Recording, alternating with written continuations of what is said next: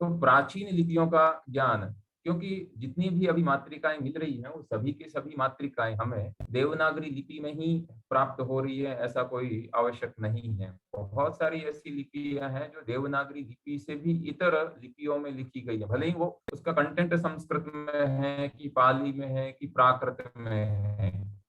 ज्यादातर कंटेंट संस्कृत में है लेकिन लिपि देवनागरी नहीं है, क्योंकि मातृकाएं हैं वो अगर कश्मीर की तरफ से हम उस तरफ देखें तो शारदा लिपि का आधिक्य हमें प्राप्त होता है, शारदा लिपि में अधिक लिखी गई मिलती है। दक्षिण की तरफ जाएं तो वहाँ ग्रंथ लिपि में लिखी हुई प्राप्त होती है। तो ग्रंथ के अतिरिक्त जो संस्कृत के समकालीन जो द्रविड़ इत्यादि भाषाएं रही है, तमिल इत्यादि भाषा रही है, तो इन तमिल भाषा में है, ग्रंथ भाषा में है, तेलुगु कन्नड़ इत्यादि यानी विभिन्न लिपियों में ये संस्कृत मातृकाएं हमें प्राप्त होती हैं। तो जिस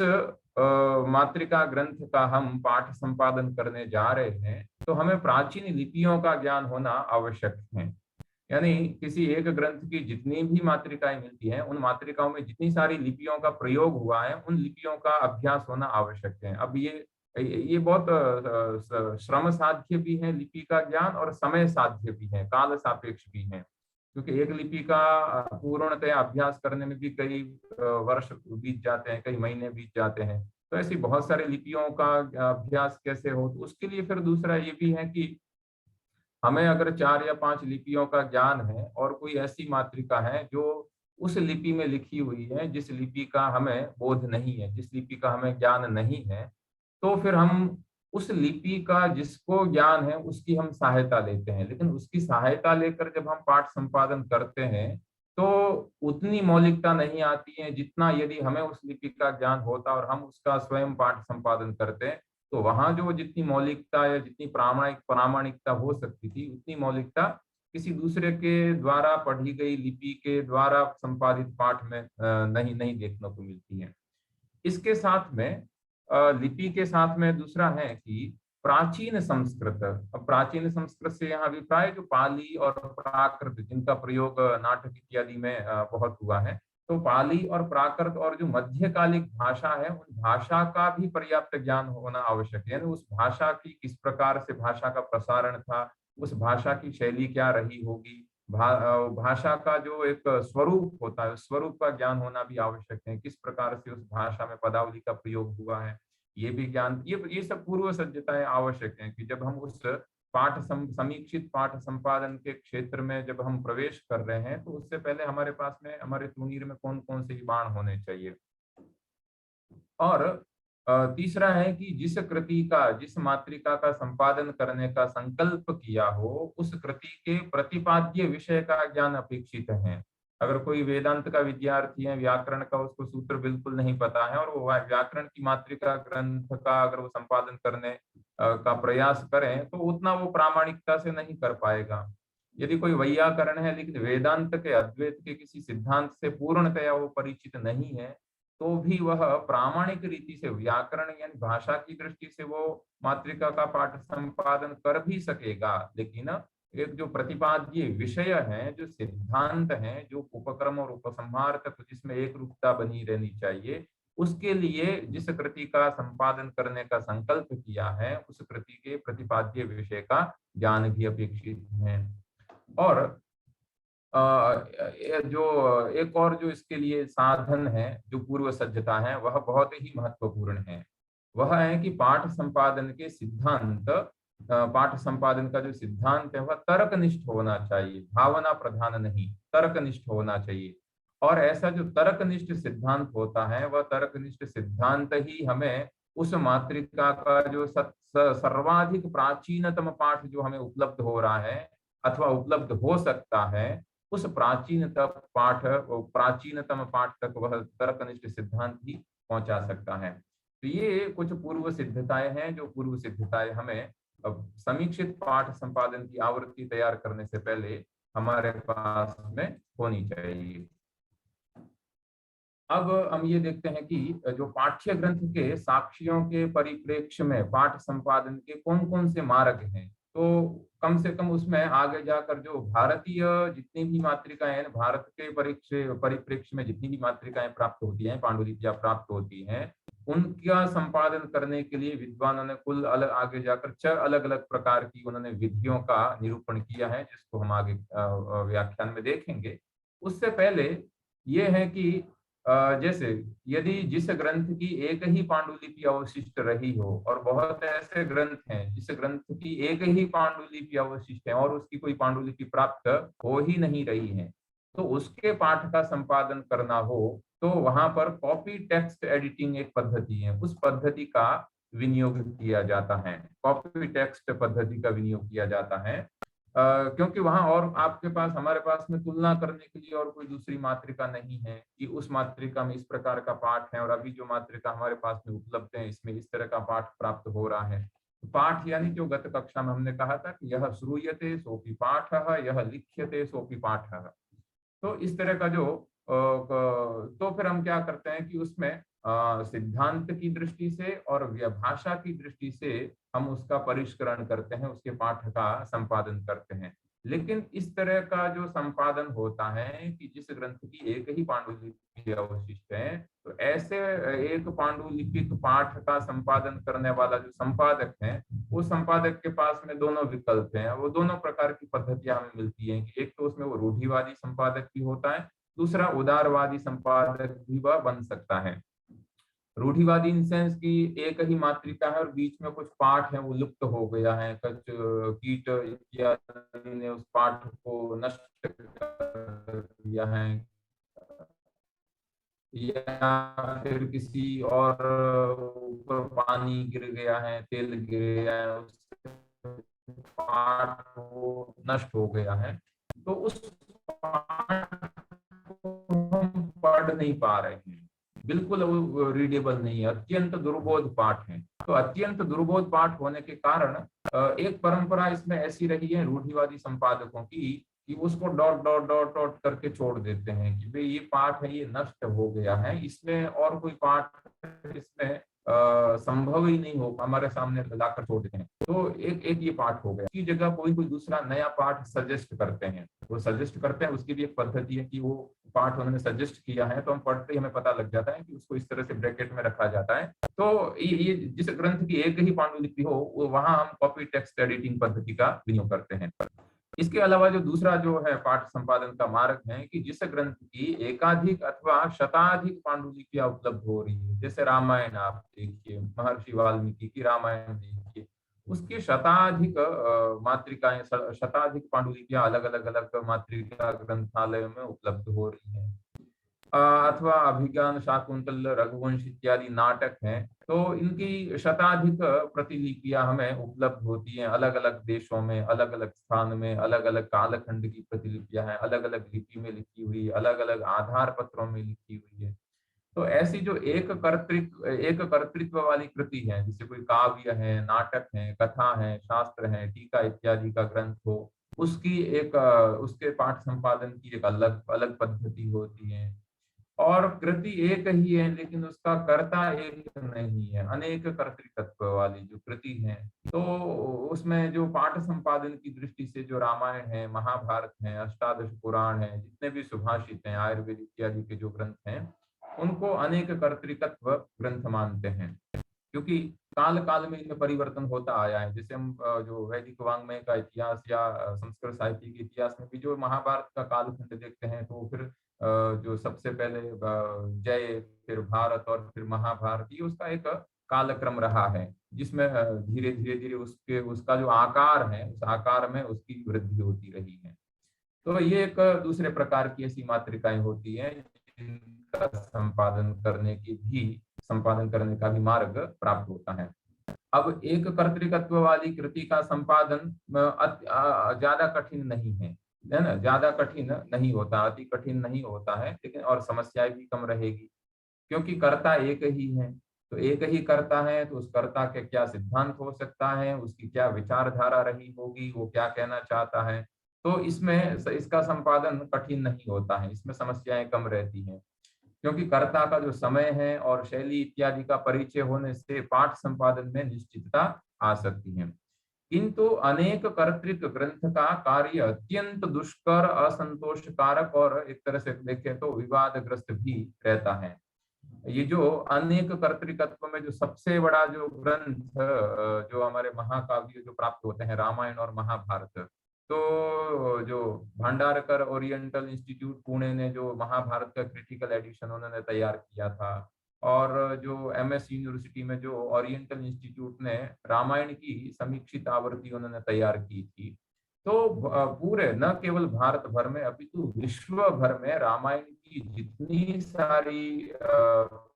पांडुलिपियां उपलब्ध थी, उन सभी पांडुलिपियों को एकत्रित करके फिर उनका पाठ संपादन किया है, और उसको 7 या 8 उन्होंने अलग अलग वॉल्यूम में पब्लिश किया है। और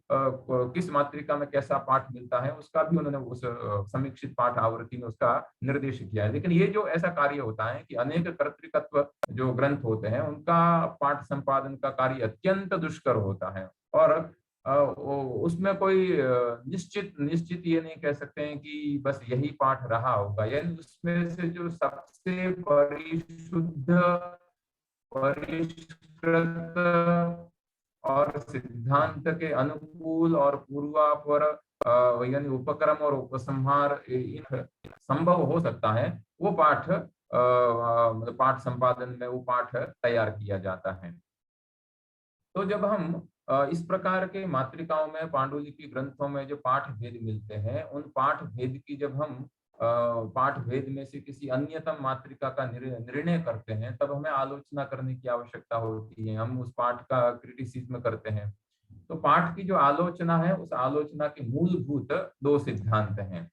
पहला सिद्धांत है जिसको हम कहते हैं पाठालोचना, टेक्सचुअल क्रिटिसिज्म।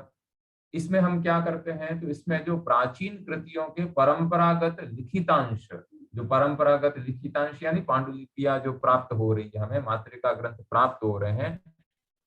उनके संदर्भ में जब हम मूल कवि या मूल शास्त्रकार ने क्या यही लिखा था, ऐसा एक प्रश्न उठाते हैं, फिर उसकी शुद्धि, अशुद्धि और प्रामाणिकता के विषय में आलोचना की जाती है। तो इस तरह की जो आलोचना होती है उसको हम पाठालोचना कहते हैं। और ये पाठालोचना है, ये किसी भी मातृका के पाठ संपादन का प्रथम सोपान है कि पहले सबसे पहले उसका टेक्सचुअल क्रिटिसिज्म किया जाता है। क्योंकि हमने गत व्याख्यान में देखा था कि जिस समय कोई लिपिकार है या प्रतिलिपिकार है, वह मातृका का पाठ जब वो तैयार करता है, तो कौन कौन सी ऐसी भ्रांतियां हो सकती हैं, कौन कौन से ऐसे स्थान हैं जहां उससे पाठ संपादन में कहीं कहीं कठिनाई या पाठ संपादन में स्खलन होने की संभावना रहती है। तो उन सभी पाठ भेद के स्थानों का परीक्षण है वो इस पाठालोचना में किया जाता है। कोई श्लोक है तो श्लोक का, कोई वाक्य है तो उस वाक्य का, कोई सूत्र है तो उस सूत्र का, है ना। और वो सूत्र कहाँ से कहाँ तक हैं। कभी ऐसा भी देखने को मिलता है जब आप हम जो अलग अलग जो ग्रंथ हैं, जैसे अष्टाध्यायी इत्यादि ग्रंथ देख लेते हैं, या ब्रह्म सूत्र इत्यादि ग्रंथ भी हम देखते हैं, तो अलग अलग पाठालोचन के अनुसार, अलग अलग पाठ संपादन के अनुसार उनके जो ग्रंथ हैं, उन ग्रंथ सूत्र हैं, उन सूत्रों की संख्या में भी हमें भेद देखने को मिलता है। यानी उन सूत्रों का जो योग और विभाग कहीं किया जाता, कहीं 2 सूत्र को कोई एक ही मान रहा है, वो फिर और जो उसके बाद में जो अलग अलग उसके ऊपर जो व्याख्याकार हैं, टीकाकार है, उन टीकाकारों का जो वक्तव्य है, उनकी टीकाएं हैं, उनकी व्याख्याएं हैं, वो भी इस टेक्सुअल क्रिटिसिज्म में, पाठालोचना में बहुत सहायता करती है। और उनका, उन व्याख्याओं का पाठालोचना के समय उन व्याख्याओं का अवश्य ही अध्ययन और उनका संदर्भ लिया ही जाना चाहिए। तो उससे व्याख्या के आधार पर मूल कवि या शास्त्रकार ने क्या यही लिखा था, इसकी शुद्धि और अशुद्धि और प्रामाणिकता का हम प्रामाणिक स्तर है पाठालोचना का, वह हुआ है टेक्सुअल क्रिटिसिज्म का।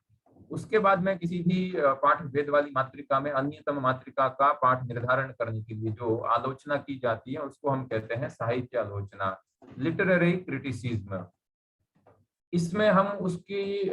शुद्धि या अशुद्धि या उसकी प्रामाणिकता के विषय में आलोचना नहीं करते, अपितु उसमें जिस विषय का वर्णन किया गया है, अलंकार है, रस है, अथवा कोई मीमांसा की ग्रंथ, मीमांसा का ग्रंथ होगा तो शब्द नित्यत्व इत्यादि होगा, व्याकरण का होगा तो शब्द ब्रह्म, अथवा कोई सिद्धांत होगा स्फोट इत्यादि का, यानी तत्त दर्शन के, तत्त शास्त्र के जो मूल सिद्धांत है, उन सिद्धांतों की आलोचना की जाती है कि क्या वह सिद्धांत युक्ति युक्त यहाँ प्रतिपादित हुआ है अथवा नहीं हुआ है। हम उसे साहित्यालोचना कहते हैं, लिटरेरी क्रिटिसिज्म। और इस प्रकार की साहित्यालोचना, लिटरेरी क्रिटिसिज्म,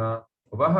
पाठालोचना के बाद ही हो सकता है। इसलिए दो तरह के हमारे पास में ये प्राप्त हो गए हैं सिद्धांत, एक तो पाठालोचना और दूसरा साहित्यालोचना। यहाँ एक जो ये एक सिद्धांत हो गया है कि साहित्यालोचना से पहले पाठालोचना आवश्यक है। अब हम देखते हैं कि जो ये पाठालोचना है, इस पाठालोचना का लक्ष्य क्या है। जो सबसे पहले हम मातृकाओं में जो पाठ भेद प्राप्त हुए हैं, उन पाठ भेद में से किसी अन्यतम मातृका का अथवा परिष्कृत पाठ का निश्चय करते हैं, तो उसमें जो हम पाठालोचना कर रहे हैं, टेक्सुअल क्रिटिसिज्म कर रहे हैं, उसका हमारा लक्ष्य क्या है, क्या प्राप्तव्य है। तो इस पाठालोचना के द्वारा हम पांडुलिपियों में संचरित हुए अशुद्ध और बहुविध पाठ भेदों में से जो प्राचीन या प्राचीनतर पाठ हो, ऐसे पाठ की गवेषणा की जाती है। ये हमारा पहला लक्ष्य है कि पांडुलिपियों की परंपरा के द्वारा जो पाठ हमें प्राप्त हुआ है, तो इस परंपरा से प्राप्त इस पाठ में बहुत जगह अशुद्धि भी आ गई है, कालक्रम के कारण अशुद्धि आ सकती है, किसी मातृका के भग्न होने के कारण अशुद्धि आ सकती है, एक मातृका का एक लिपि से दूसरी लिपि में लिपियंतरण करते समय उसमें अशुद्धि आ सकती है। तो इस तरह से एक ही ग्रंथ के, एक कर्तृक ग्रंथ के अथवा अनेक कर्तृक ग्रंथ के बहुत अलग अलग प्रकार के पाठ भेद हैं। उन पाठ भेदों में से जो पाठालोचना के द्वारा जो सर्वाधिक प्राचीन या सर्वाधिक उससे भी जो प्राचीनतर पाठ हो, ऐसे पाठ की हम उसमें गवेषणा करते हैं। और फिर तत्पश्चात उसे शुद्ध करके, यानी लिपिकार के या लिपिकारों के अज्ञान या प्रमाद जन्य स्खलन को हटाकर जो अधिक श्रद्धेय पाठ हो, उसी को पुनः प्रतिष्ठित किया जाता है। और यही पाठालोचना का हमारा एक प्रमुख और अंतिम लक्ष्य है। तो इस तरह से पाठालोचना हमें करने के लिए तो कुल जो पाठालोचना जो हम करते हैं, उसके कुल 4 अंग हो गए हैं, 4 उसके स्टेप हो गए हैं, जिसमें से मूल रूप से अगर हम देखें तो उसके 2 अंग हैं, एक लोअर क्रिटिसिज्म है और एक हायर क्रिटिसिज्म है। तो लोअर क्रिटिसिज्म है, उसके 3 भेद हैं। सबसे पहले हम अनुसंधान करते हैं। जो लोअर क्रिटिसिज्म है, प्राथमिक पाठालोचना, निम्न स्तरीय या प्राथमिक पाठालोचना, जिसके 3 अंग हैं कि सबसे पहले हम अनुसंधान करते हैं, जिसको ह्यूरिस्टिक्स कहा जाता है। उसके बाद में जो पाठ प्राप्त हुआ है, अनुसंधान से जो पाठ प्राप्त हुआ है, तो अनुसंधान में यानी उस मातृका का कर्ता कौन है, उस कर्ता का देश क्या रहा है, उसका क्या काल रहा है, उसका क्या परिचय क्या है, मातृका का क्या परिचय है, इस ग्रंथ की मातृका प्राप्त हुई है, उसकी और कितनी मातृकाएं प्राप्त हो रही हैं, और ऐसी मातृकाएं कहाँ कहाँ प्राप्त हो रही हैं, और इस मातृकाओं का जो लेखन है वो कहाँ कहाँ किया गया है, लेखन का आधार पत्र क्या रहा है। इस तरह के जितने भी सिद्धांत हैं, यानी मातृका से संबंध, मातृका और मातृकाकार से प्रतिलिपिकार कौन है, इन सभी की गवेषणा है, वो गवेषणा इस अनुसंधान में की जाती है। तत्पश्चात लोअर क्रिटिसिज्म का जो दूसरा सोपान है, जिसमें हम संशोधन करते हैं। तो संशोधन यानी जो मातृकाएं, जो पांडुलिपियां हमें प्राप्त हुई हैं, उन पांडुलिपियों का वंश वृक्ष और उनकी वासना का निर्धारण किया जाता है, उनकी शाखा भेद का निर्धारण किया जाता है। क्योंकि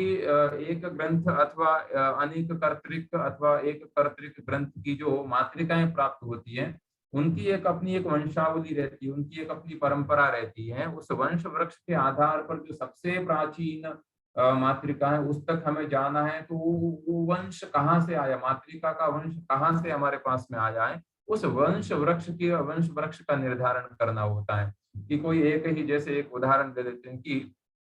कालिदास का जो रघुवंश है, तो सबसे प्राचीनतम जो रघुवंश की मातृका रही होगी, एक मातृका रही होगी, फिर उस एक मातृका से किसी दूसरी उसकी प्रतिलिपि की है, वो प्रतिलिपि मान लीजिए कि कालिदास की जो पहली जो मातृका थी, वो कहीं कश्मीर में, या कश्मीर यानी उत्तर भारत में कहीं थी। अब उसकी एक प्रतिलिपि तैयार करके अगर कोई दक्षिण में ले आता है और दक्षिण में उस प्रतिलिपि वाली मातृका को देखकर फिर उसके आधार पर उसकी मातृकाएं अलग अलग लिपि में उसकी प्रतिलिपियां की जाती हैं, तो वो एक उनका एक वंश वृक्ष हो गया है, वो उसकी एक शाखा हो गई है। तो लोअर क्रिटिसिज्म का जो दूसरा सोपान है, जिसमें जो रिसेंशन में हम इस तरह का संशोधन करते हैं, वंश पांडुलिपि ग्रंथों के वंश वृक्ष का, उनकी शाखा भेद का निर्धारण करते हैं। उसके बाद में लोअर क्रिटिसिज्म में तीसरा होता है संस्करण, यानी एक परिष्कृत पाठ सुधारना और संस्करण तैयार करना, एक टेक्सचुअल क्रिटिसिज्म से युक्त एक समीक्षित पाठ आवृत्ति को हम तैयार करते हैं। एक समीक्षित पाठ का संस्करण हम तैयार करते हैं। उसमें अगर कोई भी अमेंडेशन करना होता है या कोई भी सुधार करना होता है, कोई अपपाठ है या विकृत पाठ है, उस विकृत पाठ को हटाकर उसके स्थान पर जो परिष्कृत शुद्ध पाठ प्राप्त हो रहा है, उस परिष्कृत और शुद्ध पाठ को हम वहां रखते हैं। यदि शुद्ध पाठ प्राप्त नहीं हो रहा है तो जो पाठ संपादन करता है वो अपनी तरफ से कोई नया पाठ वहां सुझाता है। तो इस तरह से एक इस तरह का एक पाठ सुधारणा करके एक परिष्कृत संस्करण तैयार किया जाता है। ये पाठ संपादन का जो प्रथम सोपान जो लोअर क्रिटिसिज्म है, उसके ये 3 सोपान हो गए हैं। उसके पश्चात उस समीक्षित संस्करण की उच्चतर समीक्षा की जाती है, हायर क्रिटिसिज्म। यानी लोअर क्रिटिसिज्म तो उस ग्रंथ की जितनी सारी पांडुलिपियां प्राप्त हो रही है, उन्हीं पांडुलिपियों के अंदर रहकर, उन्हीं पांडुलिपियों का प्रमाण प्राप्त करके उनके अंदर रहकर ही हम एक तैयार संस्कृत पाठ तैयार कर रहे हैं, एक परिशुद्ध परिष्कृत पाठ तैयार किए हैं। हायर क्रिटिसिज्म में उस पांडुलिपियों के साक्ष्य से बाहर निकलकर जो सोचने की प्रक्रिया है, वो हायर क्रिटिसिज्म में आती है। और इस तरह का जो उच्चतर समीक्षित पाठ आवृत्ति होती है, वो सर्वाधिक प्राचीन है, ऐसा हम कह सकते हैं। तो ये इस तरह से जो पाठ संपादन के जो 2 सिद्धांत हैं, वो 2 सिद्धांत हमें यहाँ प्राप्त होते हैं।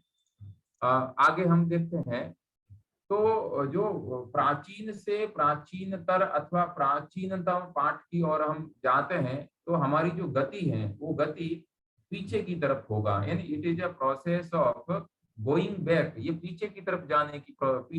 जाने का प्रोसेस है। जैसे आप स्टेप देख रहे हैं, तो ये स्टेप कहाँ से आ रहे हैं और कहाँ से आ रहे हैं। पहला स्टेप देख रहे हैं, तो इसके बाद में हम दूसरे स्टेप की तरफ जाएंगे, दूसरे स्टेप से और इसका पिछला स्टेप क्या रहा, और पिछला स्टेप क्या, और पिछला स्टेप क्या है। तो इस तरह से हम पहले पहले पहले पहले पहले यानी सर्वाधिक पीछा हम प्राचीन, जितने से जितना प्राचीन जा सकते हैं, जितने से जितना हम पीछे जा सकते हैं, उतना पीछे जाकर उसके बाद में हमें ये जो प्राचीनतम या प्राचीन या प्राचीनतर या प्राचीनतम पाठ है, उस पाठ की शोध की जाती है। हमारे यदुवीर स्वरूप जी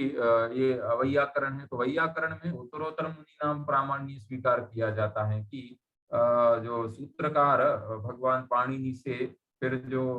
वार्तिककार है उनका अधिक प्रामाण्य है, और वार्तिककार से भी महाभाष्यकार का प्रामाण्य है। यानी जो जो परवर्ती है उनका प्रामाण्य अधिक है, किंतु मातृका ग्रंथ में पूर्ववर्ती है, उनकी दृष्टि से है पूर्ववर्ती है, अथवा वंश वृक्ष की दृष्टि से पूर्ववर्ती है, अथवा लिपि की दृष्टि से पूर्ववर्ती है। यानी जो भी पूर्ववर्ती है उसको अधिक प्रामाणिक माना गया है। तो इस तरह से ये जो प्राचीन से प्राचीनतर और प्राचीनतम पाठ की तरफ जाने की जो यात्रा है, वो यात्रा हमें एकदम उस मातृका का जो बिगिनिंग पॉइंट रहा होगा, तो वहां तक ले जाने की यह एक प्रोसेस है। और इसी प्रोसेस के द्वारा जितने भी मातृका ग्रंथ हैं, उन मातृका ग्रंथों की जो समीक्षित पाठ आवृत्ति तैयार करके हमें जो भी ये ग्रंथ प्राप्त हो रहे हैं, रघुवंश है कि शाकुंतल है कि ब्रह्मसूत्र इत्यादि जितने भी ग्रंथ हैं, ये ग्रंथ इसी प्रोसेस से तैयार होकर, इसी प्रोसेस से परिष्कृत होकर आज हमारे सामने पुस्तक के रूप में, अलग अलग संस्करण के रूप में विद्यमान है। तो ये जो हमने देखा था कि यहाँ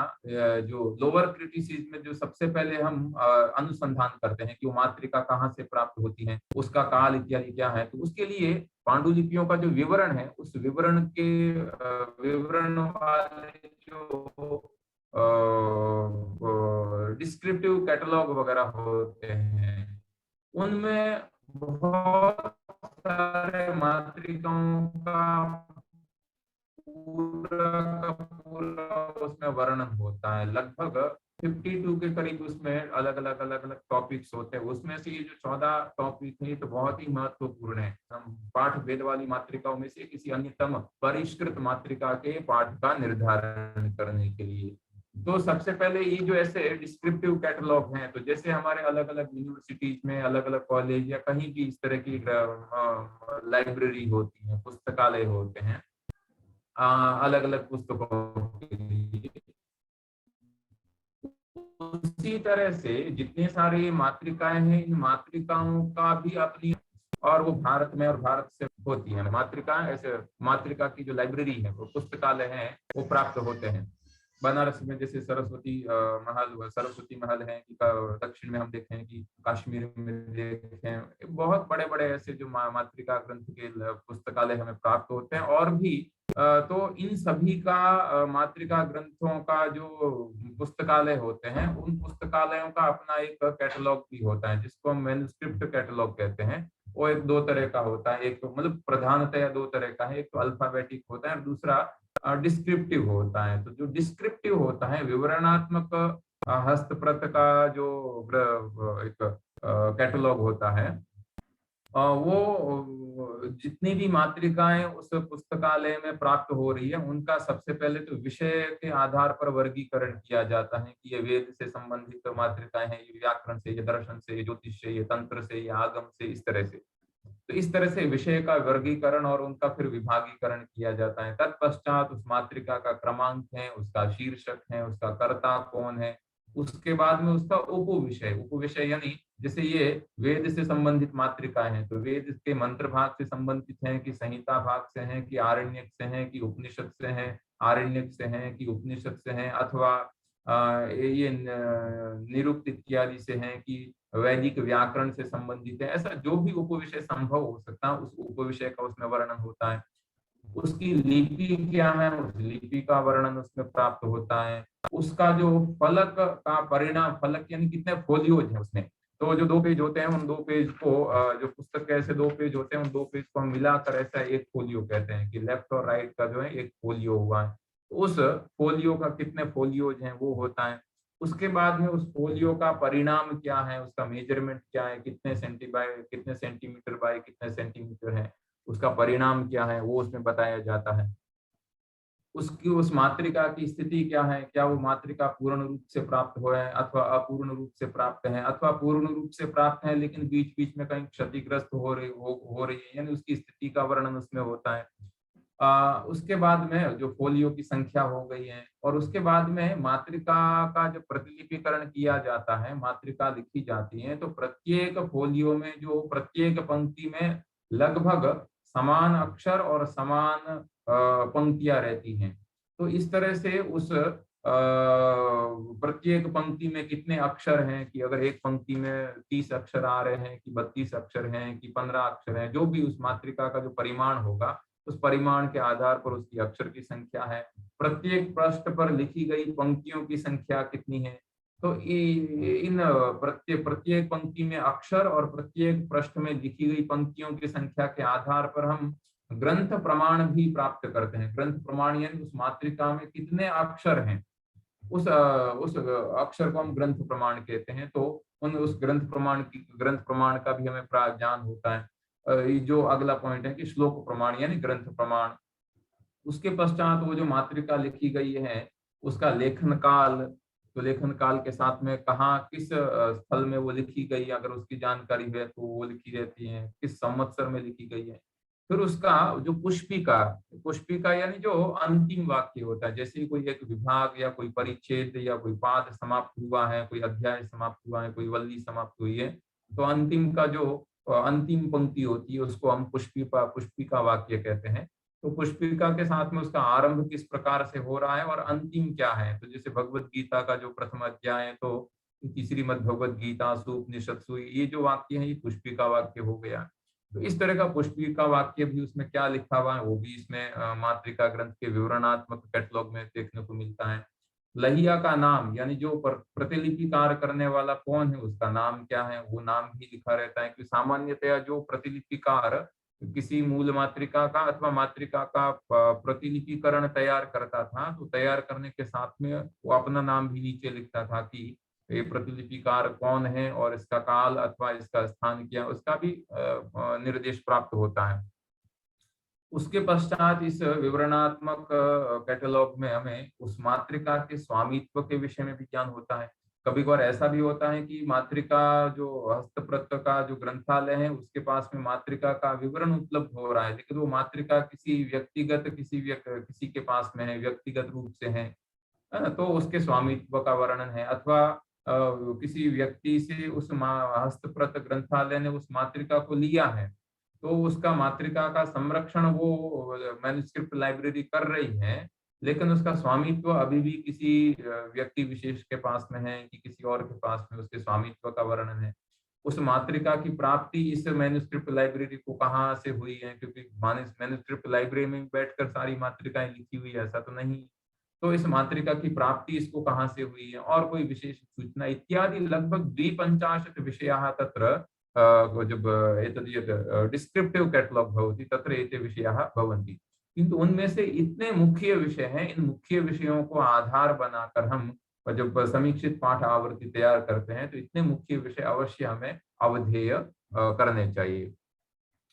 उसके बाद में जो ये बताया कि पाठ संपादन की षड्विधियां हैं, तो भारतीय परिप्रेक्ष्य में हम देखें तो जितने भी पाठ हमें प्राप्त होते हैं, जितने भी मातृकाएं प्राप्त होती हैं, उनको परिष्कृत करने के लिए, उनकी समीक्षित आवृत्ति तैयार करने के लिए जो 6 प्रकार की अलग अलग पद्धतियां हैं वो प्रचलित हैं। अब इसमें से यही पद्धति सही है अथवा ये पद्धति सही नहीं है, इस तरह का जो एक क्रिटिसिज्म है वो होता रहता है। और मातृका के विषय के आधार पर, मातृका की उपलब्धता के आधार पर, मातृका किस प्रकार की है उसके आधार पर हम इनमें से कौन सी विधि है, उनमें से किसी एक विधि के आधार पर हम समीक्षित पाठ आवृत्ति है वो तैयार करते हैं। उनमें भी आगे हम देखेंगे कि सर्वाधिक किसी विधि का प्रयोग है। अभी जो हमें संस्कृत वाङ्मय में जो कृतियां प्राप्त हो रही है उनमें किस विधि का प्रयोग करके सर्वाधिक पाठ है वो परिष्कृत करके किए गए हैं। तो सबसे पहली विधि है कि ऐसी कोई मैन्युस्क्रिप्ट है जिसकी प्रतिलिपियां बहुत मात्रा में पाठ होती प्राप्त होती हैं, तो बहुसंख्यक पांडुलिपियों के समान पाठ को संदोहन पद्धति से संपादित करना चाहिए। यानी majority of the manuscript school एक ये सिद्धांत है कि जिस किसी भी ग्रंथ की बहुत ज्यादा पांडुलिपियां प्राप्त हो रही हैं, तो मान लीजिए कि कोई एक ग्रंथ है, उस एक ग्रंथ की 50 पांडुलिपियां हमें प्राप्त हो गई है, तो 50 में से जिन पांडुलिपियों में सर्वाधिक पाठ समान रूप से उपलब्ध हो रहा है उसको सर्वाधिक प्रामाणिक मानेंगे, एक ये पद्धति है। तो इस पद्धति के आधार पर भी ग्रंथों का जो मैन्युस्क्रिप्ट है इनका संपादन किया जाता है। तो यानी जो बहुसंख्यक पांडुलिपियों का जो समान पाठ है उस समान पाठ को संदोहन पद्धति से उस पाठ को हम उसका दोहन करके फिर वो पाठ सर्वाधिक प्राचीन है, क्योंकि वो मतलब यानी ना अधिक से अधिकम फलम इति उच्यते किल, तो कि अधिक मातृकाओं में यही पाठ उपलब्ध हो रहा है, तो अधिक मातृकाओं उपलब्ध होने के कारण यही पाठ परिष्कृत और यही मूल पाठ है, इस प्रकार का निश्चय करते हैं। ये एक प्रकार की पद्धति है। दूसरे प्रकार की पद्धति है कि प्राचीनतम पांडुलिपि के पाठ का संपादन। पहले वाली पद्धति में कौन मातृका प्राचीन है, कौन अर्वाचीन है, वो उसको हम प्रधानता नहीं देते हैं, अपितु बहुसंख्यक पांडुलिपियों में समान पाठ को प्रधानता देते हैं। वो पहली पद्धति हो गई है। दूसरी पद्धति में भले ही बहुसंख्यक पांडुलिपि प्राप्त हो रही है, किंतु उसमें से जो पांडुलिपि का वंश वृक्ष निर्धारण करते हुए जो सर्वाधिक प्राचीन पांडुलिपि हमें काल की दृष्टि से प्राप्त हुई है उसको मतलब एक पांडुलिपि पाठ संपादन में एक ये नियम है, ये सिद्धांत है कि कि जो सर्वाधिक प्राचीनतम पांडुलिपि होगी उसमें अन्य पांडुलिपियों की अपेक्षा, अर्वाचीन पांडुलिपियों की अपेक्षा उसमें दोष कम रहते हैं, उसमें वो परिष्कृत पाठ हैं। ये एक सिद्धांत है। तो इस सिद्धांत के आधार पर प्राचीनतम पांडुलिपि के पाठ का संपादन ये एक दूसरे प्रकार की विधि है। तो ओल्डेस्ट मैन्युस्क्रिप्ट स्कूल, ये भी इसके आधार पर भी मातृकाओं का संपादन किया गया है। तीसरा जो सिद्धांत है वह है कि सर्वोत्तम पांडुलिपि के पाठ का संपादन, यानी जितनी सारी पांडुलिपियां उपलब्ध हो रही हैं, उन उपलब्ध पांडुलिपियों में से किसी एक पांडुलिपि को सर्वोत्तम पहले निश्चय सर्वोत्तम है ऐसा निश्चय करते हैं, कि वो भाषा के आधार पर हो, कि लिपि के आधार पर हो, कि काल के आधार पर हो, कि विषय के आधार पर हो, उसके फिर अपने और अलग अलग अलग उसके, यानी सर्वोत्तम पांडुलिपि का निश्चय करने के फिर उसके अलग अलग स्टेप्स हैं। उन सभी सोपानों के आधार पर जब सर्वोत्तम पांडुलिपि का निश्चय हो जाता है, तो उस सर्वोत्तम पांडुलिपि के परिप्रेक्ष्य में और जो दूसरी पांडुलिपियां हैं, उन पांडुलिपियों के पाठ का संपादन किया जाता है। ये एक तीसरे प्रकार की विधि है जो हमें प्राप्त होती है, और इस विधि के आधार पर भी बहुत सारे जो पाठ हैं वो पाठ तैयार किए गए हैं। तो ये जो तीन अभिगम है, ये तीन अभिगमों में ये तथ्यांश होते हुए भी उसमें उनमें गर्भित रूप से तर्क दोष भी है, यानी परिष्कृत, और यह जिसको हम कहें कि ये सर्वाधिक प्राचीनतम पाठ अथवा सर्वाधिक प्राचीन सर्वाधिक परिष्कृत पाठ ये हैं, ऐसा हम तर्क पूर्ण नहीं कह सकते हैं। उसमें कहीं कहीं संभावना रहती है कि अभी भी परिष्कार की उसमें संभावना है इन तीन विधियों में। इसके अलावा जो तीन और विधियां हैं, जो इसमें जो षड विधि में जो चौथे प्रकार की विधि है वह है कॉपी टेक्स्ट एडिटिंग, जिसकी बात हमने पहले की कि प्रतिलेखन पद्धति से पाठ संपादन होता है, कि कॉपी टेक्स्ट एडिटिंग। और ये इस विधि का प्रयोग वहां किया जाता है कि जहां किसी भी ग्रंथ की एक ही पांडुलिपि प्राप्त होती है। तो जहां एक ही ग्रंथ की पांडुलिपि प्राप्त होती है, तब हम वहां कॉपी टेक्स्ट एडिटिंग का इस विधि का प्रयोग करते हैं। मैंने अपना जब संशोधन कार्य किया था तो इसी एक ही मैन्युस्क्रिप्ट मुझे उसकी मिली थी, तो उसका संपादन मैंने इसी कॉपी टेक्स्ट एडिटिंग से किया है। तो ये भी एक प्रकार की विधि है। उसके बाद में जो एक जिस विधि का सर्वाधिक प्रयोग हुआ है वह है मधुकर वृत्ति से पाठ संपादन, यानी इक्लेक्टिक टेक्स्ट एडिटिंग। यानी जहां एकाधिक पांडुलिपियां हो, उनमें एकाधिक पांडुलिपियों में से जो सर्वाधिक पाठ संभव हो सकता है, अथवा सर्वाधिक परिष्कृत पाठ ये संभव हो सकता है, अथवा ये सबसे अच्छा पाठ है, ऐसा मानते हैं। तो मधुकर वृत्ति से एक मातृका से अच्छा एक श्लोक है वो इस मातृका का प्रमाणभूत मान लिया, अथवा एक श्लोक में जो कोई अंश है वो उस दूसरी मातृका में अच्छा ये पाठ है वो परिष्कृत है, वो भले पहले वाली मातृका में नहीं मिल रहा है, दूसरी मातृका में मिल रहा है। तो इस तरह से मधुकर वृत्ति से भी पाठ संपादन किया जाता है।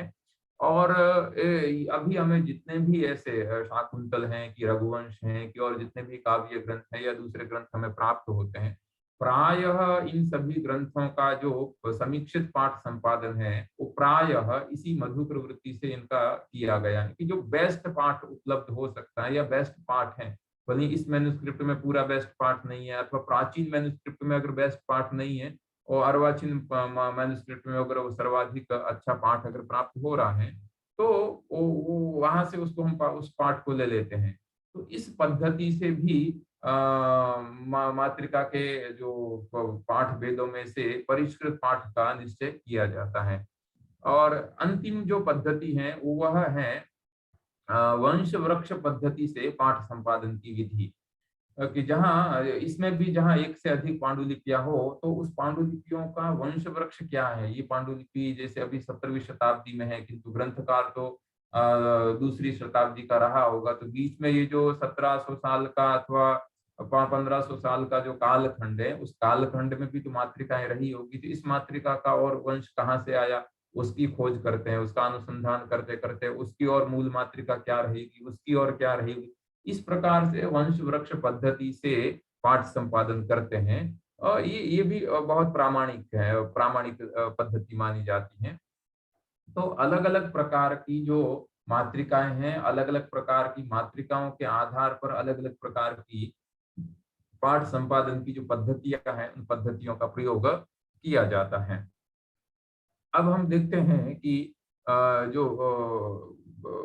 किस प्रकार से हम मातृकाओं का जो वर्गीकरण है, वो वर्गीकरण एक तो हम प्रैक्टिकल एग्जाम्पल के द्वारा भी देख लेते हैं। तो भारतीय परिप्रेक्ष्य में जो पाठ संपादन के जो सिद्धांत रहे हैं कि कौन परिष्कृत पाठ है, उसका निश्चय करने के लिए तो सबसे पहले तो मातृकाओं का हम वर्गीकरण करते हैं। अब वो वर्गीकरण है वो काल के आधार पर भी कर सकते हैं, परिष्कृत पाठ के आधार पर भी, यानी ये जो 6 प्रकार की अलग अलग जो विधियां बताई हैं, इनमें से किसी भी एक विधि का आश्रय लेकर हम उसके पाठ का वर्गीकरण करते हैं और वर्गीकरण करके फिर मूल मातृका का निर्णय करते हैं कि वो काल के आधार पर किया है कि सर्वाधिक प्राचीन या परिष्कृत पाठ यही प्राप्त होता है, इसके आधार पर किया है, लिपि के आधार पर अथवा किसी अन्य कोई जो भी आधार रहा हो, उसके आधार पर हम मातृका का वर्गीकरण और मूल मातृका का एक निर्णय करते हैं कि ये मूल मातृका हो सकती है। उसके बाद में जो हमें मातृकाएं प्राप्त हुई हैं, तो पाठ संपादन के लिए हम उनका संकेतीकरण करते हैं, उनको कुछ न कुछ हम संकेत दे देते हैं। जैसे आप ये एक एग्जाम्पल देखते हैं, तो ये युधिष्ठिर विजय नाम का एक जो काव्य है, उस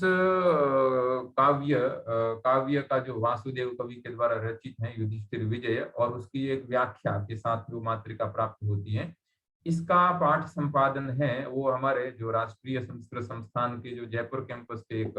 आचार्य शिक्षा शास्त्र में वाईएस रमेश महाभाग ने उन्होंने किया था।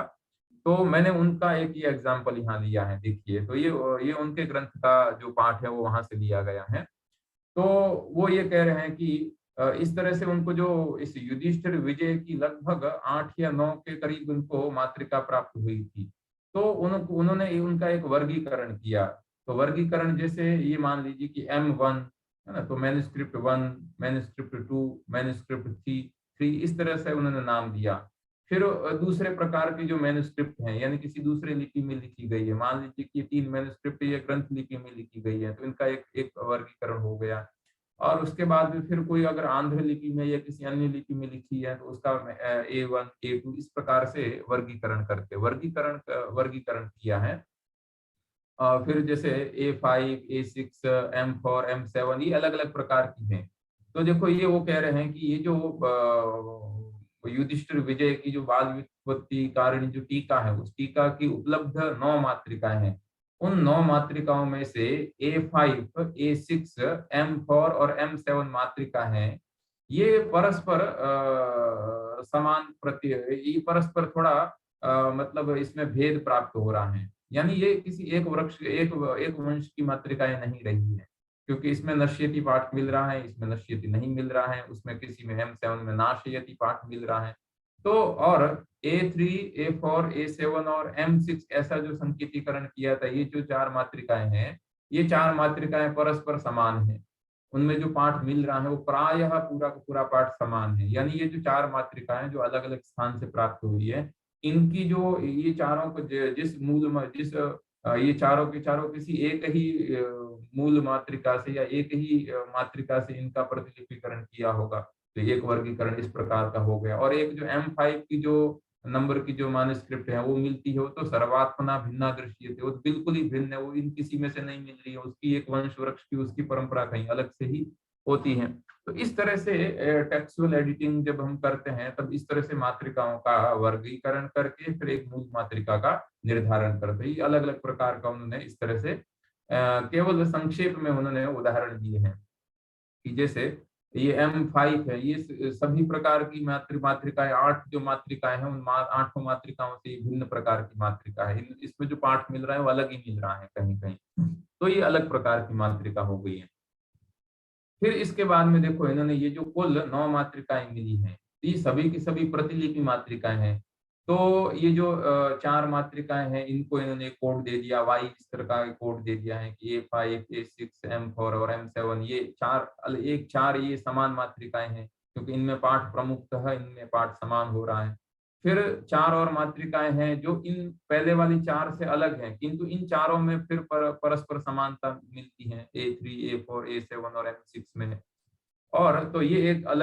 अलग प्रकार का एक मातृकाओं का वंश है, ये कहीं से इनकी भी कोई मूल एक मातृका रही होगी। और फिर M5 है, वो उसका वो मातृका इन 8 पाठों से अलग प्रकार की है, तो वो एक अलग प्रकार की, तो ये 3 अलग अलग इनकी कोडिंग कर दी है। फिर है ना, पहले 9 प्रकार की कोडिंग की, फिर 9 प्रकार को फिर 3 प्रकार से Y1 और Y2। फिर ऐसी कल्पना की है कि इन सभी 9 मात्रिकाओं का ये जो 3 अलग अलग सेट में जो विभक्त मात्रिकाएं हैं, 3 अलग अलग वर्गों में विभक्त मात्रिकाएं हैं, इनकी जो परम मूल मात्रिका है वो कोई x ऐसी मूल मात्रिका रही होगी जो अभी हमें प्राप्त नहीं हो रही, अभी हमें प्राप्त ये हो रही है। अब इसके आधार पर पाठ संपादन है, उस पाठ संपादन का ये निश्चय करते हैं। तो इस तरह से पाठ संपादन के लिए सबसे पहले वर्गीकरण करके फिर मूल मात्रिका का निर्धारण करते हैं। अब बीच में एक जो ये आया था कि हम जो अगर किसी ग्रंथ की या किसी ग्रंथ की एक ही मात्रिका प्रतिलिपि प्राप्त हो रही है तो हम क्या करते हैं, तो उसमें हम जो कॉपी टेक्स्ट एडिटिंग है उसका हम प्रयोग करते हैं। तो सबसे पहले इस कॉपी टेक्स्ट एडिटिंग में हम भाषा की दृष्टि से व्याकरण इत्यादि दोष से वर्जित पाठ है उसकी हम प्रस्तुति करते हैं। और नाधिकम कष्टम विना बहु परिवर्तनम विना यदि दूषितः पाठः अनुमातुं शक्यते, अगर कहीं कोई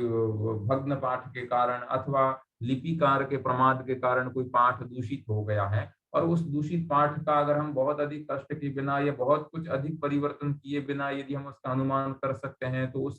पाठ का हम संस्थापन वहां मात्रिका में करते हैं। और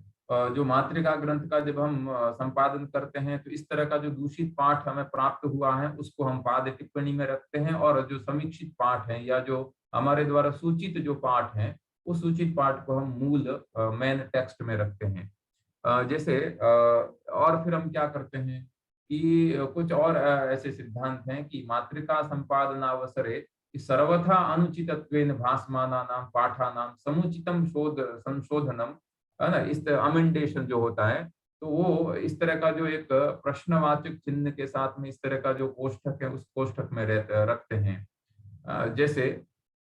हम यहाँ देख सकते हैं ये जो हाईलाइट किया है, तो ये पाठ हमें प्राप्त हो रहा है, ये उसी का ही उदाहरण है, जो युधिष्ठिर विजय का है उसी का ही उदाहरण है। तो वाहिता, है ना, वाहिताज्ञादि त्वात्, और फिर प के बाद में जो पाठ है वो पाठ प्राप्त इनको नहीं हो रहा है, वहां लुप्त पाठ है। तो मात्रिका जो लुप्त पाठ है, तो जो पाठ संपादक है उस पाठ संपादक ने अपनी तरफ से इस पाठ को यहाँ रखा है। तो तावत तावत पश्विति इस तरह का जो पाठ है ये रखा है, लेकिन साथ में उन्होंने प्रश्न चिन्ह भी यहाँ रखा है, यानी अपनी तरफ से उन्होंने पाठ की सूचना दी है, किंतु क्या ये पाठ संभव हो सकता है ऐसा प्रश्न उन्होंने यहाँ खड़ा करके यहाँ रख दिया है कि और कोई अगर दूसरा इसका पाठ संपादन करे तो उसको भी पता रहे कि ये जो पाठ है ये पाठ पाठ संपादक की तरफ से यहाँ सूचित किया गया है, मूल मात्रिका में ऐसा पाठ नहीं था। ये सभी जो इस तरह के और भी जैसे होते हैं। और मूल ग्रंथ में जो हमें यानी मूल ग्रंथ में या टीका में जो पाठ हमने जिन पाठ का हमने अंगीकार नहीं किया है, परिष्कृत पाठ ही हमने मेन टेक्स्ट में रखा है, और जो पाठ भेद है वो सबके सब पाठ भेद हम इस पाद टिप्पणी में फुटनोट के रूप में हम लिखते हैं। तो जैसे कोई मैं मूल पाठ में रहा होगा तो उसमें फिर ये फुटनोट में एक नंबर मिल दिया कि M1 मात्रिका और M3 मात्रिका है, उसमें जो ये समाप्य इस तरह का जो मेन टेक्स्ट में जो पाठ हमने स्वीकार किया है उसके स्थान पर समांज्य इस प्रकार का पाठ प्राप्त होता है। तो समांज्य पाठ को इन्होंने दूषित पाठ माना है, तो इसको मैन्युस्क्रिप्ट में ये पाद टिप्पणी में रखा है। इसी प्रकार के बहुत सारे ऐसे उदाहरण हैं। जैसे अंतिम 5वीं जो फुटनोट है उसमें M5 और M6 ये जो मैन्युस्क्रिप्ट है उसमें सिद्ध्यति इस तरह का जो मूल पाठ हमने परिष्कृत पाठ स्वीकार किया है, उस परिष्कृत पाठ के स्थान पर इन दोनों मात्रिकाओं में सिद्ध्यति इति ज्ञेयम इतना पूरा मिलता है, यानी इति ज्ञेयम ये अधिक पाठ भी मिलता है। तो इस तरह से जो भी मूल ग्रंथ या टीका में जो अनंगीकृत पाठ है वो सभी के सभी पाठ भेद हम अलग से पाद टिप्पणी में दिखाते हैं, यानी उस पाठ का पाठ भेद का लोपन नहीं करते हैं, वो अलग दिखाते हैं। हाँ, हमें जो अभी ग्रंथ प्राप्त होता है मान शाकुंतल का या रघुवंश का या और किसी का, उसमें ये वो समीक्षित आवृत्ति में केवल मूल जो परिष्कृत पाठ है वही रखा गया है, उसमें क्या पाठ भेद है वो कहीं कहीं फुटनोट में एक दो जगह सूचना दे दी जाती है, किंतु जो समीक्षित आवृत्ति होती है उसमें सभी प्रकार के जो पाठ भेद हैं उन सभी प्रकार के पाठ भेदों की भी सूचना होती है हमें। उसके बाद में यदि कोई ऐसा पाठ जो बिल्कुल ही हमें अनुचित प्रतीत हो रहा है कि वो पाठ विषय की दृष्टि से भी वहां समुचित नहीं है, तो ऐसे पाठ का ऐसे पाठ का संशोधन भी हम ऐसे ब्रैकेट में क्वेश्चन चिन्ह के साथ में हम कर सकते हैं। जैसे ये युधिष्ठिर विजय का ही उदाहरण है कि इत्थम तत्रासंतम, तो इत्थम तत्रासंतम इस तरह का मूल जो श्लोक पद्य है, उस मूल पद्य में इस प्रकार का पाठ मिला है, लेकिन जो पाठ परिष्कार करता है वो ब्रैकेट में क्वेश्चन चिन्ह क्वेश्चन चिन्ह के साथ में वो लिख रहा है कि यहाँ संतम के स्थान पर, है ना, तत्रासंतम, तत्र असंतम इसके स्थान पर तत्र असदृशम इस प्रकार का पाठ होना चाहिए, है ना, तत्र असदृशम तत्रासदृशम इस प्रकार का पाठ होना चाहिए। अब इस प्रकार का ये जो पाठ परिष्कार करता जो पाठ सूचित कर रहा है, सूचन कर रहा है, इसका आधार क्या है, तो आधार वो टीका में देखता है। वो ये कहता है कि टीका में यहाँ इसकी इसी पद्य की जो टीका की है, इस टीका में देखिए कि तत्र युद्ध भूमौ, फिर उस टीका में ये जो इस तरह का जो ब्रैकेट है, ये जो ब्रैकेट है, इसमें ये पाठ प्राप्त नहीं था, तो उसको पाठ परिष्कार कर्ता ने अपनी तरफ से पाठ रखा है, तो उसको इस तरह के ब्रैकेट में रखा है कि तत्र युद्ध भूमो इत्थम, है ना, नहीं तो तत्र युद्ध भूमो असदृशम क्षत्रियानुचितम यथा तथा, इस तरह का एक वाक्य पूरा अच्छी तरह से नहीं विन्यास हो रहा है वाक्य का, तो उसने अपनी तरफ से रखा। और देखिए यहाँ व्याख्या में असदृशम इस प्रकार का लिखा हुआ है, तो इसके आधार पर पाठ परिष्कार करता है, वो यहाँ कहता है कि मूल श्लोक में भी, मूल पद्य में भी यहाँ तत्रासंतम इसके स्थान पर तत्रादृशम इस प्रकार का पाठ रहा होगा, इस तरह का वो सूचित करता है। अथवा ये जैसे अगला एक पद्य है, उसमें कृष्ण कुपितः पुरेव भोजन गरतः, तो इस तरह का जो पाठ है, तो उसमें कुपितः के स्थान पर इस पाठ संपादक ने क्षणतः इस प्रकार का पाठ सूचित किया है। और वो यहाँ लिखता भी है कि ये जो A5, A7 और M7 ये जो मात्रिकाएं हैं, तो व्याख्यान इन मात्रिकाओं में नहीं, मतलब जो व्याख्यान सारस्वत, यानी ये जो श्लोक में जिस विषय का प्रतिपादन किया जा रहा है और इसका जो व्याख्यान हमें प्राप्त हो रहा है, उस व्याख्यान के स्वारस्य से यहाँ कुपित इत्यस्य स्थाने क्षणतः इति पाठ स्याद्वा, और उन्होंने फिर क्वेश्चन मार्क भी रख दिया है कि भाई स्याद्वा यानी ऐसा हो सकता है, ये अपनी तरफ से वो सूचित कर रहे हैं, लेकिन क्वेश्चन मार्क भी लगा रहे हैं कि अगर ऐसा पाठ नहीं होता है तो कोई दूसरा इससे भी और परिष्कृत पाठ भी वो सूचित हमें कर सकता है। ये हो गया था कि जितने भी पाठ भेद हैं उसको हम पाद टिप्पणी में उसका हम उल्लेख करते हैं। और यदि कोई पाठ मातृकायाम यानी क्वचित लुप्तांशाः सन्ति, न तस्माद् यदि कस्मिंश्चिदपि अंशे यदि वर्णादिकं सन्निवेशनीयं स्यात् तर्हि तत्र तत् चतुष्कोष्ठकान्तरितं, न ईदृशे कोष्ठके संस्थापितं वर्तते पाठ। तो जैसे ये जो एक उदाहरण मिल रहा है, तो ये मैंने जिस मैन्युस्क्रिप्ट का एडिटिंग की थी, उसमें मुझे जो पाठ मिला, तो शोकातिगो मोदते स्वर्ग लोके, है ना, ये वस्तुतः मूल पाठ है जो हमें उपनिषद में ये प्राप्त होता है, कठोपनिषद में। तो शोकातिगो मोदते स्वर्ग लोके इस तरह का मूल पाठ हमें प्राप्त होता है उपनिषद में। किंतु जो इस मैन्युस्क्रिप्ट का जो प्रतिलिपिकार है, उस प्रतिलिपिकार ने प्रतिलिपि करते समय शोकादि ती है उसका लोप हो गया, यानी माइंड ने ऐसा सोच लिया कि ती का लेखन कर लिया है, लेकिन ती लिखा नहीं, तो शोकागो इस प्रकार का पाठ प्राप्त हो गया। तो शोकागो मोदते स्वर्ग लोक है, तो हम पाठ संपादन जब करेंगे तो हम अपनी तरफ से इस तरह का जो करली भी इस तरह का जो ये ब्रैकेट है, तो इस ब्रैकेट में अपनी तरफ से पाठ संपादक को पाठ का सूचन कर देता है कि यहाँ ती इस प्रकार का भी पाठ होना चाहिए। ऐसे बहुत सारे ऐसे जो उदाहरण हैं, तो अब टी होना ही चाहिए, ये पूरा का पूरा निश्चय है, तो हमें यहाँ प्रश्नवाचक चिन्ह लगाने की आवश्यकता नहीं है। उसी प्रकार ये जैसे अगला एक पाठ है कि ननु यदर्थ विषयम ज्ञानम तत्वतः प्रमाण, ये पूरा वाक्य करके लिंगेन प्रमाणतया प्रमात्रा गृह्यते, यहाँ प्रमात्रा पाठ होना ही चाहिए क्योंकि ये व्याख्या है। तो मूल में अगर वो ऐसा पाठ है तो यहाँ भी ये पाठ होना ही चाहिए, तो हम इस तरह के ब्रैकेट में ये पाठ हम रखते हैं और उसमें कोई प्रश्नवाचक चिन्ह का अवसर यहाँ नहीं है। किंतु कहीं कहीं अगर हमें वो पाठ हम सूचित करते हैं लेकिन निश्चय नहीं कर पाते हैं। जैसे अंतिम जो आप यहाँ देख पा रहे हैं कि वन्नी स्पर्शः वन्नी निष्ठ, इतना ही पाठ था कि वन्नी निष्ठ स्थित स्थापकत्व स्थापक व्यतिरिक्त व्यतिरिक्त, इस प्रकार का एक पाठ है। किंतु यहाँ जो पाठ संपादन करता है वो ये कहता है कि यहाँ मात्र इस प्रकार का भी पाठ होना चाहिए। वस्तुतः वन्नी मात्र निष्ठ स्थित स्थापक स्थापक व्यतिरिक्त इस प्रकार का पाठ होना चाहिए, क्योंकि व्याख्यान के स्वारस्य से यहाँ मात्र शब्द होना आवश्यक है, लेकिन वो साथ में क्वेश्चन मार्क भी लगाता है कि इस प्रकार का भी हो सकता है, वो संभावना व्यक्त करता है। तो इस तरह के बहुत सारे ये एक अंतिम एग्जाम्पल हम देख लेते हैं। अभी हमारा व्याख्यान का जो समय है वो समय भी अतिक्रम हो गया है। तो कहीं कहीं जो हमें मातृकाएं जो मिलती हैं उनकी सभी की प्रतिलिपि है वो भी कागज की मातृकाओं में की गई प्राप्त होती है। तो ये जैसे एक कागज की जो मातृकाएं हैं उस कागज की मातृका में किया हुआ है, तो मूल मातृका में वो पाठ कीट दंश के कारण लुप्त हो गया था, तो प्रतिलिपिकार ने वहां डॉट डॉट डॉट इस तरह का रख दिया है। तो इस तरह से वो डॉट डॉट डॉट के द्वारा जो लुप्त पाठ है उस लुप्त पाठ का सूचन किया जाता है। और यदि कोई ऐसा पाठ है जो पाठ वहां नहीं होना चाहिए, अधिक कोई अक्षर आ गया है, अधिक कोई वर्ण आ गया है, तो उसका जो हमें वो जिसको हम डिक्टोग्राफी कहते हैं, पुनरुक्त है या अस्वीकार्य पाठ है, उसको हम इस तरह के पैराग्राफ, इस तरह का जो ब्रैकेट है करली ब्रैकेट, उसमें हम उसको दिखाते हैं।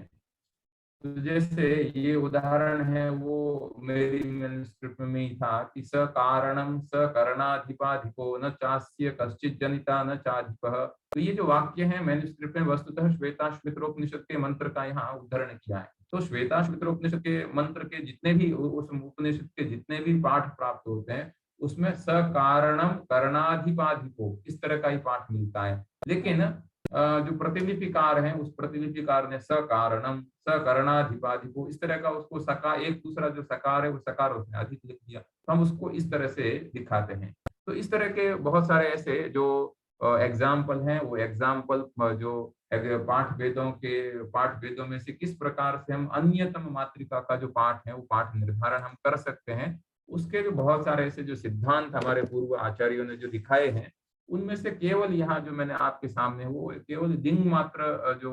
प्रदर्शित मैंने यहाँ किया है, जितना मुझे समय और जितना मेरी मति है उसके आधार पर मैं आशा करता हूँ कि जरूर ये जो कुछ आपको मैंने बताया है उससे आपको लाभ हुआ होगा, ऐसी मैं आशा करता हूँ। आपका कोई सूचन है तो आप मुझे बता सकते हैं। मुझे इस आप सभी ऐसे सुज्ञ विद्वानों के बीच में आपके सामने इस तरह का जो विषय है उस विषय को प्रस्तुत करने के लिए अवसर प्रदान किया है माननीय संयोजक महोदय डॉक्टर यदुवीर स्वरूप शास्त्री जी ने। मैं आपके प्रति बहुत बहुत आभार व्यक्त करता हूँ, और आप सभी जो शोधार्थी आपके प्रति भी मैं आभार व्यक्त करता हूँ कि आपने मुझे सुना, तो मैं भी अपने आप को धन्य मान रहा हूँ। और आप ऐसे जो मातृकाओं का जो जिन सिद्धांतों के आधार पर जो परिष्कृत पाठ हो सकता है, ऐसे और भी ऐसे जो काल के गह्वर में जो समाविष्ट जो मातृकाएं हैं, उन मातृकाओं का आप भी ऐसे पुनरुद्धार करके जो भारत की जो एक बौद्धिक संपदा है उस बौद्धिक संपदा का संरक्षण करते करें, ऐसी मैं भगवान सोमनाथ से प्रार्थना करते हुए मैं अपनी वाणी का यही विराम करता हूँ। अस्तु, सर्वेभ्यो नमो नमः, श्री गुरुभ्यो नमः। आचार्य जी को बहुत बहुत धन्यवाद। हमें विश्वास है कि आपके इस व्याख्यान से सभी शोधार्थी अत्यंत उपकृत हुए हैं और अत्यंत विशद विवेचन आपने इन मातृकाओं को लेकर के किया है। इसके पहले मुझे लगता है इस तरह के व्याख्यान प्राप्त नहीं होते हैं। तो प्री पीएचडी कोर्स वर्क में इसके पहले होता क्या रहा है कि कक्षा में ऑफलाइन के दौरान कक्षाओं में अध्यापकगण आते थे और एक व्याख्यान लेक्चर दे करके चले जाते। सुरक्षित पाठ कुछ नहीं हो पाया है। तो मेरी इस बार कोशिश है कि जो भी विद्वान यहाँ पर पढ़ाने आ रहे हैं उनके अध्यापित विषय YouTube में डाले जाएं, जिससे आगे की पीढ़ियां इन समस्त विषयों को एक जगह प्राप्त कर सकेंगी। क्योंकि पीएचडी में जो भी पाठ्यक्रम लगा हुआ है वो प्रायः कहीं एकीकृत रूप में प्राप्त नहीं होता है, विकीर्ण है सब, कोई कहीं है, कोई कहीं है, कोई कहीं है। तो आशा है कि सभी ने बड़े ही ध्यानपूर्वक सुना होगा। यदि किसी को कोई अध्यापित विषय में से कुछ पूछना है तो वो चैट बॉक्स में लिखेंगे, मैं उसे अनम्यूट कर दूंगा और वो आचार्य जी से पूछ सकते हैं, बात कर सकते हैं।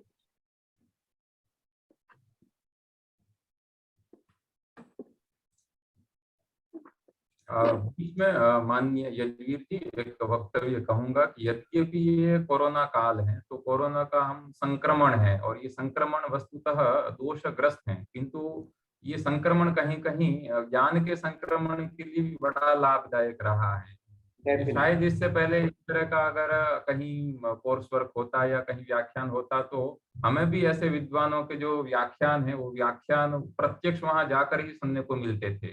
किंतु इस कोरोना के